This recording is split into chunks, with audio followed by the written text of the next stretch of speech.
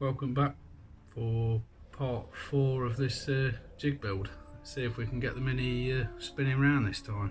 Be quite good. To start with, as usual, I've got to get some tidying up done. I'll just spin the camera around and show you what kind of a mess it is in here again. As you can see, I've gathered rather a lot of stuff again that I need to sort out really. Also, I've fallen out with that car. I'll tell you why a bit later.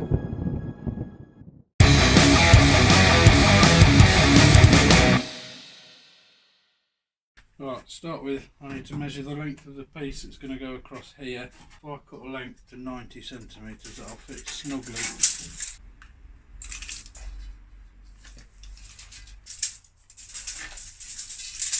With that marked on all 4 sides, I can do the noisy bit and cut it. That took me a lot longer than it should have to find one of these.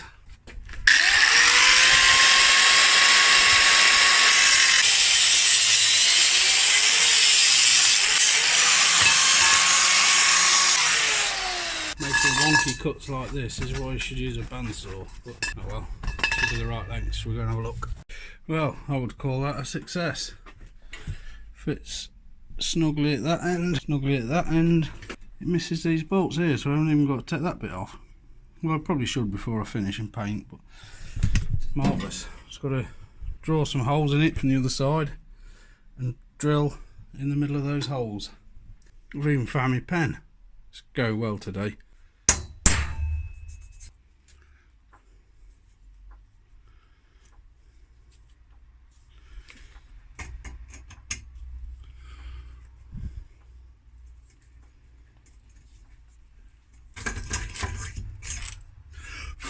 Oh, takes some effort, that does.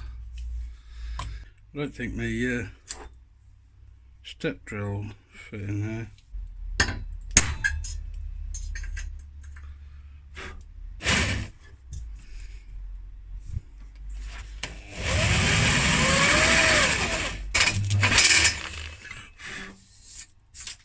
It's the first 2 holes. Let the line up. I think I managed to get them pretty well lined up. Not bad. Don't need to watch me drill the other one. I've just put down my step drill and I can't find it. If anyone could tell me where I've put it, it'd be great, thanks. Well, that's encouraging. The holes line up. Hello. Well, that's good. This end lines up too. You're such a brat. While we're crouching down here, please try to ignore all that mess under there. There's a lot of stuff that needs to go in the bin. The next job is to work out where to come out with some, sorry, didn't show you, where to come out here with some those pieces that go that way, whatever you call it, horizontal, don't know. But and I was stood here thinking, how am I going to do that? I thought about Dave Jaguar's video a while back, and some people use, I think it's here, maybe, don't know. Oh, I forgot now. I think it's here, and just put one bolt in to support it, and have a piece going that way, up there. So Dave did something a little bit different, did you? Did it line up with? I think I'm going to have to go back and watch Dave's videos. I don't know if the steering rack's really the place to, mount's really the place to go. It'd be better if it was a bit further down. I'll go back and watch one of Dave's videos and then I'll be able to work out, because then once I've worked that out, it'll give me the distance I need to put these cross pieces, because the bits that go that way need to line up to those. So yeah, go and watch Dave's video and then we'll come back and do a bit more. Why don't you go and watch it too, after you've watched all of mine first. Welcome to all the classic car enthusiasts. I'm in the garage. Right, I've made some marks there to for the pieces to come outwards. There's one over there. So next thing I'm going to do is clamp that thing to the front of the car. Although there's no A panel on the other side, I'm going to clamp that on and see how far out my front part of the jig needs to be. Right then, so I've got this fiberglass thing clamped on. I've used some little G-clamp things, top of the inner wings, some over there, and I've got a single vice grip on this side. That'll hold it on. It's not exact the same as a proper front.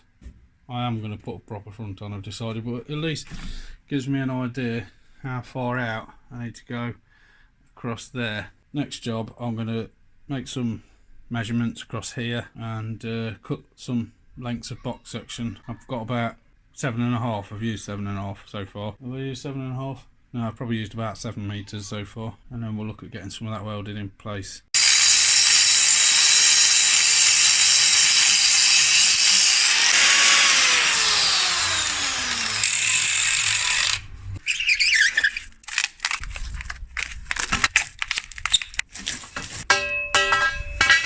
If you've watched all my other videos and you saw the sketches and drawings I made for the rear section, you're wondering why I'm not doing the same for the front section.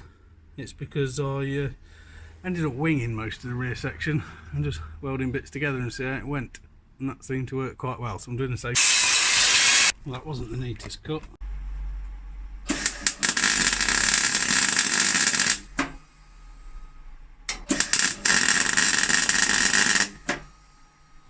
Done a bit of a boo-boo there. Put it on wonky. It's not good, is it? There we go.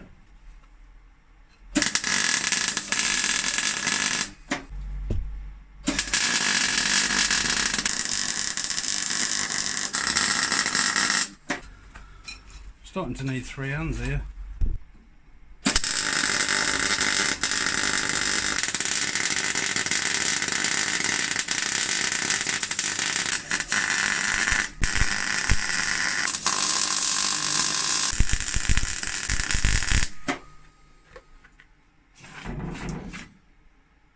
Well, that seems to be performing somewhat better.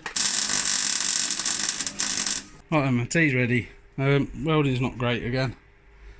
Need to try and do something about this. There's some not bad ones, but I've welded on the extension pieces and a cross piece. Just using this bit of steel to work out where to go under there for the mount. So I shall be back shortly with the next bit. Right then.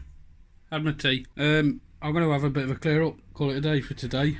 It's that piece made. Don't know whether I'll need to put something in the middle of it to strengthen it. We'll see. But I'm just, at the moment, let me just put that piece in. It's not bolted in. I've just wedged it at that end with a set of Stilsons into my toolbox. I've got this slightly narrower steel that I'm going to use for the upright. So if I put them on the inside of this box section and I put that up against the floor there, I can get it to go over the steering rack hole and line up with the engine, the subframe mount. So if I put that there, cut that off, I need to work out a way to bolt that on. I'm going to put it down. I'll be able to attach that to there. It needs to be removable, otherwise it'll I need to attach it on. Let me move the welding clamp.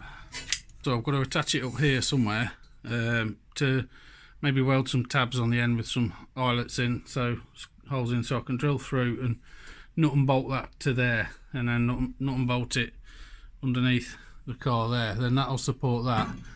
I still need to find the bolts to go through to support the on the subframe mounting holes. Once that's complete, once I've done those cross pieces, the bits. Once I've found some bolts to bolt the top into the subframe mounting holes, that frame section will be complete, and then I need to work out how high I need to mount the tube, and then build another A-frame to go at the end. So I've got to find a reference point at the back so I can measure the height of the tube, make it match here, and then I'll be able to rotate the car around without it binding up. So that'll be in the next video. We didn't get it done today, spinning. Thanks again guys for watching. Please like the videos, subscribe to my channel if you're not already, and come back and watch the next one. Hopefully be up soon. I promised I'd provide an update on the BMW at the start of the video. Told you I've fallen out with it, and I have. I took it for MOT last week and it passed, but with a number of advisories. A couple of days before the MOT I put it on eBay. Got a couple of people interested, so I told them it was going for MOT in the week. Come and have a look at the weekend. So I've got the advisories, going to repair them that weekend, and I found some more stuff wrong with it. I was changing a brake pipe, a couple of anti-roll bar links, and repairing some rust on the arch. I'll show you that in a minute. And I found more bushes and bits and pieces wrong underneath that I'm really not happy selling the car like. So for the second time I've took it back off eBay, and I'm not sure whether to break it up for parts or just leave it sitting here and get round to it at some point.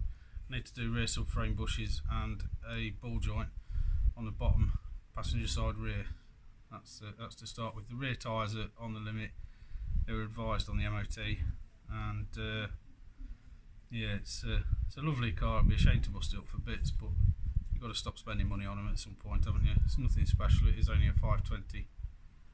So I'll show you the rust repair I did. Maybe stick in some photos at the end. This section here, I've only put some wheel silver paint on it just to keep the weather off it, but it was corroded quite badly, sort of around here and up inside the arch here. I don't know if we'll be able to see that. Let's see if we can put some light on it. There we go. It was from about here down to here. I cut out on the inner arch here, and then I cut out a section here. I've welded in new metal here and here, and then ground it back, skimmed it with a tiny skim of filler, flatted it, and I was going to do some more work to it, carry on flattening it, so you can see a bit of an outline there. And then I've got some BMW Titan silver in the garage that I could paint it with, but I saw a few bits underneath while it was jacked up and the wheels off, and just got a bit disheartened with the car. It's a shame because it's a lovely car, but there we go. See you again next time.